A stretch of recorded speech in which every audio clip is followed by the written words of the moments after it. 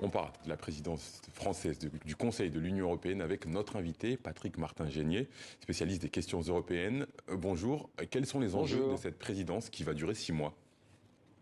Écoutez, les enjeux, c'est d'abord de présider les instances, les conseils des ministres de l'Union européenne. C'est au sein de ces instances qui participent au processus législatif que la France souhaite faire avancer un certain nombre de textes qui lui paraissent comme étant prioritaires. On peut citer les taxes sur les GAFAM, sur les grands groupes numériques, la lutte contre la haine en ligne précisément, mais également des réglementations sur l'environnement et enfin la réglementation sur le droit d'asile, la protection des frontières de l'Europe, car la thématique migratoire est très importante. Sur l'aspect Schengen, le président de la République a dit qu'il souhaitait mettre en œuvre un pilotage politique de Schengen pour revoir l'ensemble de ses règles. Donc ce sont des priorités très importantes. Et enfin, on peut signaler également un aspect social et notamment un salaire minimum au niveau de l'Union européenne, une idée qui devrait faire son chemin au cours de cette présidence française. 2022 doit être l'année d'un tournant européen, c'est ce qu'a déclaré Emmanuel Macron dans son allocution hier. Est-ce que concrètement, il a la possibilité de faire bouger les lignes en 6 mois seulement?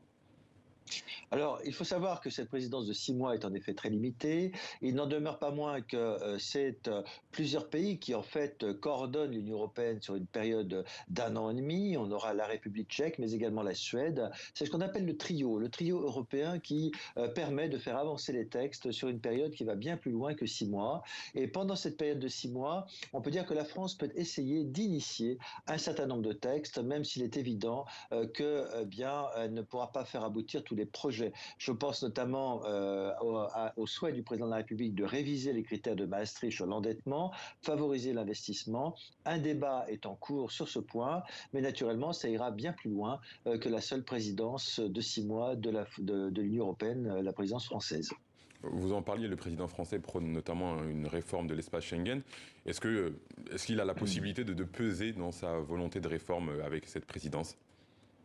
Oui, bien sûr. Alors, il faut faire attention parce qu'il ne pourra pas tout décider tout seul. D'abord, la France ne préside pas le Conseil européen des chefs d'État et de gouvernement. Il y a un président permanent, c'est Charles Michel, un ancien Premier ministre belge.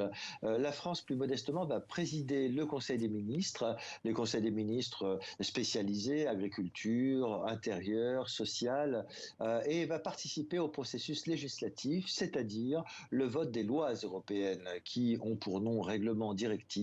Et sur ce point, le président de la République peut faire en effet avancer un certain nombre de textes qui lui tiennent à cœur. Et c'est son action au sein du Conseil des ministres qui va pouvoir faire avancer les choses avec l'aide de la représentation diplomatique française auprès de l'Union européenne.